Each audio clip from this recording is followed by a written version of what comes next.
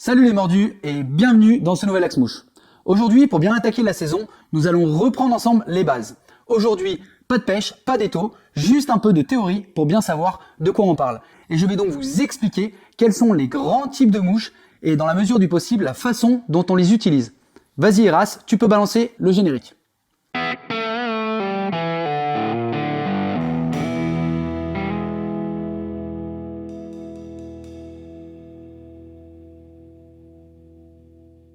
La pêche à la mouche, ça peut paraître un peu compliqué. Quand on débute et qu'on cherche des informations sur le net, on entend parler de tout un tas de modèles différents avec des fiches de montage, il faut l'avouer, un petit peu opaques. C'est donc parfois un peu la galère de s'y retrouver.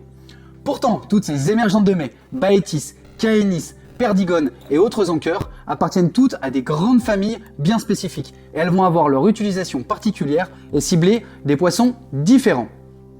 Alors attention, je tiens à préciser qu'il n'existe pas de classification officielle des mouches. La façon dont j'ai choisi ici de les regrouper reste assez générale et c'est aussi une manière simple pour aborder le sujet. Mais il existe bien sûr d'autres points de vue, d'autres façons de voir les choses. Bref, nous allons un petit peu explorer ensemble ces grandes familles en vous proposant des modèles concrets et leur utilisation. Au passage, certaines des mouches que je vais vous montrer dans cette vidéo sont en vente sur mon site roja-fishing.fr. Si ça vous intéresse, le lien est dans les fiches ou en description. Au passage, n'oubliez pas de vous abonner, ça nous aide beaucoup. Et on a pas mal de choses qui vont sortir autour de la mouche prochainement. Et si cette vidéo vous parle, eh bien ça devrait vous intéresser. Bref, rentrons directement dans le vif du sujet et on va d'entrée de jeu vous parler des montages les plus communs. Les premiers auxquels on pense quand on parle de pêche à la mouche, ce sont donc les mouches sèches. Les sèches vont donc flotter à la surface de l'eau et on va d'ailleurs pour ce faire les imbiber souvent d'un petit peu de graisse. Vous l'aurez donc compris, elles vont cibler des poissons qui se nourrissent en surface et souvent ces mouches imitent des arthropodes. L'ont pas compris. L'ont pas compris. Alors oui, j'entends par arthropodes tous les insectes, mais cela inclut aussi les crustacés ainsi que les araignées. C'est une source d'alimentation importante pour beaucoup d'espèces de poissons. On pense naturellement aux salmonidés, mais c'est loin de se limiter qu'à ça. Coucou, tu veux voir ma Crevette.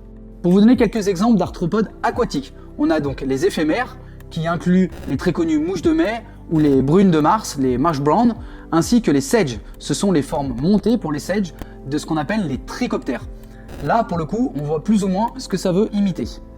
Ensuite, nous avons des arthropodes terrestres, comme c'est le cas des sauterelles, qui sont très bonnes au cœur de l'été, mais aussi des fourmis et des coléoptères, qui vont eux donner de bons résultats au cours de toute la saison. Là, encore une fois, on s'y retrouve plutôt bien. Mais nous avons aussi les oreilles de lièvre ou les palmeurs qui, pour le coup, ne ressemblent pas à grand chose. Selon notre point de vue, bien sûr. On les appelle les mouches génériques. Alors évidemment, si je vous parle de toutes ces mouches, qu'elles imitent un insecte précis ou non, c'est qu'elles prennent toutes du poisson. Alors, si l'aspect imitatif n'est pas forcément ce qui rendra une mouche pêchante, pourquoi, là en l'occurrence, les palmeurs ou les oreilles de lièvre prendront aussi du poisson ? Pourquoi seront-elles aussi efficaces ? Pourquoi? Eh bien, cette efficacité, qui est parfois même meilleure que des imitations parfaites, s'explique par l'empreinte qu'elles vont laisser sur l'eau. Quand une mouche se pose à la surface, le poisson la voit arriver par en dessous. Et donc ça, un palmeur par exemple, une fois posé sur l'eau, il va ressembler à ça. C'est donc important que l'empreinte corresponde à ce qui va passer dans la rivière au moment où vous y pêchez, de façon à tromper la méfiance des poissons et les inciter à venir gober votre mouche. L'observation est donc un atout indéniable quand on veut pêcher à la mouche. Alors avant de conclure sur les sèches, il faut que je vous parle des matériaux qu'on utilise pour les monter. Ces matériaux ont souvent une excellente flottabilité, ils ne vont pas s'imbiber trop vite et ils vont sécher rapidement lorsqu'on fouette. On a par exemple les poils de cervidés et les très utilisés poils de chevreuil qui sont creux. Ceux-là vont donc avoir une très bonne flottaison. Mais on a aussi les plumes de canard qui vont augmenter la flottabilité de nos mouches grâce à leur imperméabilité naturelle. On en vient très vite à penser aux hacles, qui sont ces longues plumes effilées que l'on retrouve sur le cou des coqs. Il en existe de plein de coloris et de plein de tailles différentes, mais en général on les utilise pour former les collerettes de nos mouches, ainsi que leurs ailes ou leurs pattes. Enfin, nous avons les dubbings. C'est la bourre que l'on retrouve sur les poils de lapin ou les poils de lièvre. Pareil, il en existe des coloris différents, mais une fois torsadés sur nos soies de montage, ils vont conférer une excellente flottabilité à nos mouches. Pour finir, nous avons les matériaux synthétiques, comme par exemple les mousses, qui vont conférer aussi à nos mouches une excellente flottabilité et qui vont avoir une bonne durée de vie dans le temps. Voilà, maintenant que nous avons fait le tour, que nous avons repris les bases sur les mouches sèches, j'en viens maintenant à évoquer une autre grande famille, celle des nymphes. Alors, les nymphes vont généralement imiter des arthropodes aquatiques. Il va s'agir soit de larves qui se développent sous l'eau pour ensuite en sortir, muer et s'envoler pour se reproduire. Mais il va s'agir aussi de crustacés, comme c'est le cas des gamars dont on a déjà réalisé pour vous un montage économique dans une vidéo auparavant. D'une façon générale, on va inclure dans cette grande famille de nymphes toutes les imitations de vers, vers de vase, vers de terre, mais aussi les imitations d'œufs, ainsi que les imitations d'algues, qui, notamment ces dernières, vont nous permettre d'attraper des poissons un petit peu particuliers, comme les hautues. Pour faire simple, les nymphes, ce sont des mouches qui vont pêcher sous l'eau, et pour ce faire, on va souvent utiliser des billes de tungstène, des casques en laiton, ou encore du fil de plomb. Pour ce qui est du panel des matériaux, là aussi, il sera un peu plus large que pour les mouches sèches, parce que vous l'aurez compris, on n'a pas besoin que nos nymphes flottent. On pourra donc utiliser tout un tas de matériaux naturels ou artificiels, et on va même souvent rajouter du vernis ou de la résine UV, comme c'est par exemple le cas pour les modèles de perdigones, ou alors pour former la carapace des gamars. Vous retrouverez en gros 3 techniques de pêche en nymphe. La première, c'est la nymphe à vue, ce qu'on appelle souvent sous l'abréviation NAV, la nave. Elle consiste donc à localiser un poisson et à lui présenter la mouche qui va dériver dans le courant d'amont en aval. On repérera la touche en observant le comportement du poisson. Concrètement, quand il va ouvrir la gueule pour engamer notre nymphe, on va apercevoir ce qu'on appelle l'éclair blanc. Non, je parle pas de cet éclair-là. L'éclair blanc, en fait, c'est ce qu'on appelle quand le poisson va ouvrir la gueule pour se saisir d'une nymphe ou tout simplement pour s'alimenter. Mais encore, cette touche, on pourra l'observer en voyant le poisson qui se déplace sur le côté, qui fera un petit écart pour venir choper notre nymphe, ou tout simplement, le fil va s'arrêter au niveau du poisson. C'est à ce moment-là qu'il faut ferrer pour pas louper la touche. La deuxième technique, c'est la nymphe au fil, qu'on retrouve souvent sous l'abréviation NAF, nymphe au fil. C'est une technique dont j'ai déjà évoqué les particularités dans une vidéo précédemment, donc si ça vous intéresse, le lien est dans les fiches. Enfin, la troisième technique est celle du tandem. C'est une grosse mouche sèche avec pas mal de matériaux de montage pour augmenter cette flottabilité qui sera fixée donc soit en potence, soit en montage coulissant, comme le fameux montage yo-yo qui se fait grâce à un deuxième œillet qu'on vient fixer à la fin de la courbure et au début de la hampe de notre hameçon, de façon à pouvoir le régler. Il fera office forcément d'indicateur, il pourra aussi prendre du poisson, ce petit yo-yo qu'on viendra fixer sur notre bas de ligne, mais surtout, il fera un petit peu comme un flotteur, il soutiendra notre nymphe à la profondeur souhaitée. C'est une technique importante car elle permet de pêcher dans les endroits inaccessibles ou trop loin pour qu'on puisse faire une dérive correcte en nymphophile. Maintenant, on va s'attaquer à une famille un petit peu moins connue. Vu qu'on a vu les sèches et les nymphes, il me paraît intéressant d'évoquer maintenant l'étape intermédiaire entre la nymphe et la sèche, ce sont les émergentes. Les émergentes sont un petit peu particulières et elles vont ressembler en beaucoup de points aux mouches sèches dans le sens où elles vont flotter, elles vont pêcher à la surface et un petit peu en dessous dans la pellicule. En gros, elles vont imiter des insectes aquatiques comme les éphémères ou les trichoptères qui vont muer pour arriver à leur stade adulte. Quand un insecte est en train de muer, il est particulièrement vulnérable. Pour s'extirper et le temps justement de sortir de son ancienne peau, ils vont dériver en fait ces insectes à la surface de l'eau ou un petit peu en dessous dans la pellicule et ce sera une véritable aubaine pour les poissons. Ils seront focalisés sur cet apport alimentaire et donc ils vont s'en faire péter le bide. D'où l'intérêt et l'importance de toujours avoir des émergentes, différents modèles dans sa boîte. Pour vous donner quelques exemples concrets, on a la très connue bien sûr mouche de mai que j'ai déjà évoquée avant, l'émergente de mai, mais vous retrouverez aussi par exemple sur ma boutique des émergentes qui vont imiter des sulfures, des mouches de sulfure, avec celle que j'appelle l'orangette ou de petites baetis que vous retrouverez dans ma boutique sous le nom de blanchette. Au niveau des caractéristiques, on utilise plus ou moins les mêmes matériaux que pour les mouches sèches. Il faut cependant garder à l'esprit plusieurs points. Premier point, les cercles seront eux plus courts sur des imitations d'émergentes ou de larves car ils vont atteindre en fait leur taille réelle que lorsque l'insecte arrivera à son stade adulte, étant donné que c'est un organe de reproduction. Deuxième point, les ailes qui ne sont pas encore développées ou alors en cours de déploiement seront elles aussi plus courtes. Ou alors on va les symboliser par ce qu'on appelle le sac alaire. C'est en fait une petite poche qui contient les ailes des insectes adultes et qu'on représentera en fait souvent avec du cul de canard au niveau du thorax de nos nymphes. Troisième point, les pattes, qui elles aussi sont plus courtes chez les nymphes et les émergentes. Il faudra donc adapter des matériaux un petit peu plus courts au montage, comme par exemple une plus petite collerette. Attention, il faut éviter de tricher en recoupant ou en retaillant nos fibres ou nos plumes. Choisissez les matériaux à la bonne taille et positionnez-les correctement.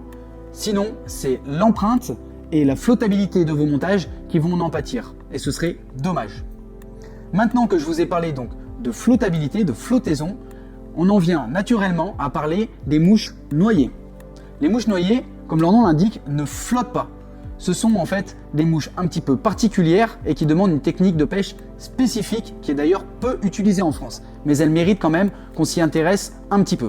Elles vont imiter des insectes, des larves aquatiques qui vont essayer de regagner la surface ou même tout simplement des insectes adultes qui peuvent être des arthropodes terrestres ou aquatiques qui se sont fait engloutir par le courant.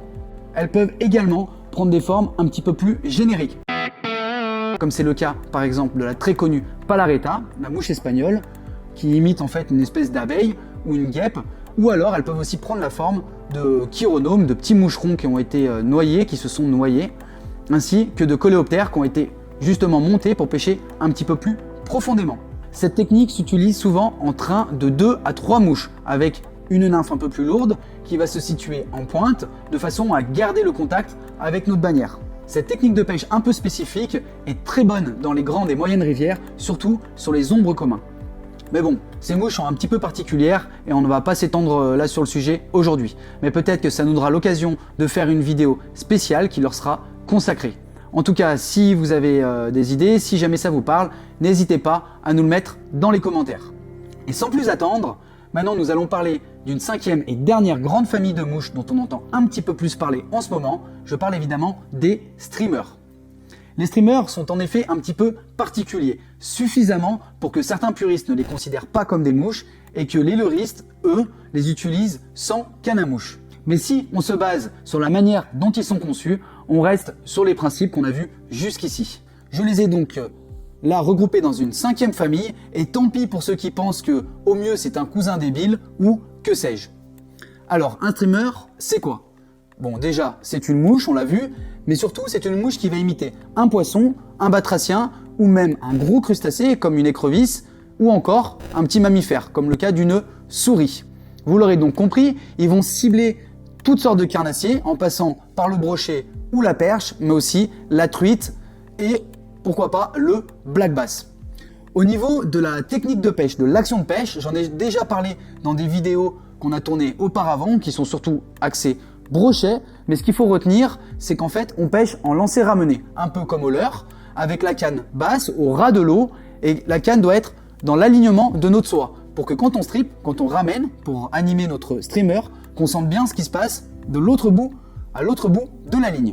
Pour ce qui est de leur conception, ils peuvent prendre plusieurs formes, mais en gros, le principe général reste des enroulements de soie qui vont venir fixer donc des fibres naturelles ou artificielles, ou même des petites bandes de peau de mammifères, comme par exemple les bandes de lapin, les rabbit strips, qui vont donc venir former les très connus zonkers. Ce sont des streamers qui sont pour la truite et pour le brochet de véritables petites tueries. Ils peuvent être lestés, munis de 1 ou 2 hameçons et parfois même montés sur des têtes articulées ou non, qui sont faites bien souvent à partir de matériaux synthétiques comme de la mousse ou de la résine.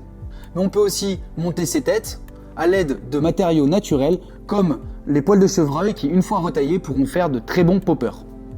Vous l'aurez compris, si certains dénigrent cette technique de pêche, c'est parce qu'elle est un petit peu moins précise et minutieuse que pour la pêche en sèche ou en nymphe. Ça reste cependant une grande famille de mouches et il y aurait matière à en parler pendant longtemps. Au niveau de leur taille, elle est aussi très variable selon la saison et l'espèce recherchée. Pour les truites, les perches et les black bass, on utilisera de petits streamers, tandis que pour le brochet ou le sciure, on utilisera des streamers beaucoup plus grands, beaucoup plus volumineux, qui seront plutôt dans les 15-20 cm. Voilà, maintenant vous connaissez les 5 grandes familles de mouches et leurs caractéristiques.